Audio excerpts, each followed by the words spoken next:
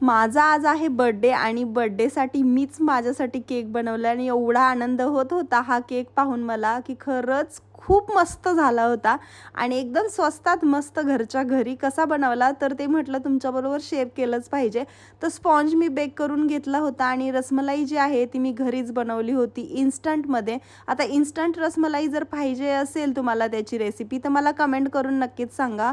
स्पॉन्जवरती मी जे रसमलाईचं दूध आहे ते छान असं टाकून घेतलं, म्हणजे स्पॉन्ज सोक करून घेतला. नंतर क्रीममध्ये जी व्हिपिंग क्रीम असते त्याच्यात मी फूड कलर टाकलेला होता येलो कलरचा, ती क्रीम लावून घेतली आणि जी रसमलाई आहे त्याचे पीसेस लावले. असेच मी 4 लेयर केले. याच्यावरती मी ड्रायफ्रूट्स पण टाकलेले आहेत, नुसता पिस्ताच नाही तर मी बदाम पण वापरलेला आहे, तुम्ही पिस्ताही वापरू शकता. आणि 4 लेयर छान असे बनवून मग याला त्याच क्रीमने पहिल्यांदा तर कोटिंग करून घेतली आणि नंतर मग याला सेट करायला ठेवलं फ्रीजमध्ये. जर केक एकदम छान पाहिजे असेल, म्हणजे फिनिशिंग छान पाहिजे असेल ना, तर थोड्या वेळ तरी याला फ्रीजमध्ये ठेवणं गरजेचं आहे. थोड्या वेळ म्हणजे कमीत कमी 15 मिनटं तरी ठेवणं गरजेचं आहे, म्हणजे वरची जी लेयर जी आहे ना ती छान सेट होते आणि नंतर आपण दुसरी याच्यावरती क्रीमची लेयर टाकतो ना तर त्यावेळेस केक अजून छान बनतो.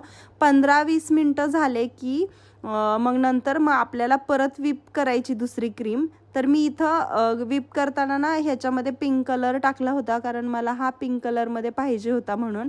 आणि नंतर मग हा केक मी एकदम बनवून घेतला, म्हणजे एकदम नॉर्मल पद्धतीने जसा आपण बनवतो. फिनिशिंग वगैरे जास्त काही केलेली नाही. हे रॅपर होतं तर त्याने मी अशी डिझाईन काढायचा प्रयत्न केला जशी होते त्याप्रमाणे, आणि जास्त टायमिंगही नव्हता, म्हणजे एकदम असा बर्थडे चा केक आहे ना तर तो कट करायचा होता त्यावेळेसच हे बनवत होते.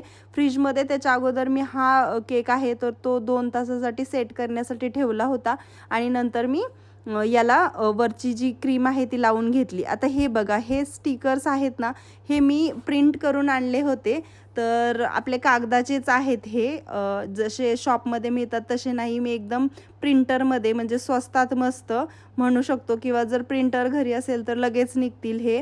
तर हे असे स्टिकर्स काढून घेतले आणि याला कट केलं आणि याच्यावरती फक्त जी टूथपिक होती ना त्याला पाठीमागून असं चिटकवलं आणि मस्त असा एकदम इन्स्टंट ब्युटिफुल केक तयार झालेला आहे. जर तुम्हाला हा केक बनवायचा असेल ना तर तुम्ही नक्की बनवू शकता. खूप सोपा आहे आणि मला तर याची डिझाईन खूप आवडले, एकदम मस्त. म्हणजे नाही का, जरी तुम्हाला ऑर्डरसाठी केक घेत असाल ना त्यावेळेस पण ही डिझाईन तुम्ही नक्की ट्राय करू शकता.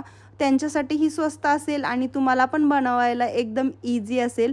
इथं थोडेसे मी बटरफ्लाय पण ॲड केले आणि स्प्रिंकल्स होते तर ते देखील मी याच्यावरती टाकलेले आहेत. मस्त असा केक तयार झाला आहे. मी तर खूप खुश होते कारण हे प्रिंट पण छान आले आणि केक पण खूप छान बनला. तुम्हाला हा केक कसा वाटला कमेंट करून नक्कीच सांगा. व्हिडिओ आवडला असेल तर लाईक, शेअर आणि सबस्क्राईब करायला काय विसरू नका.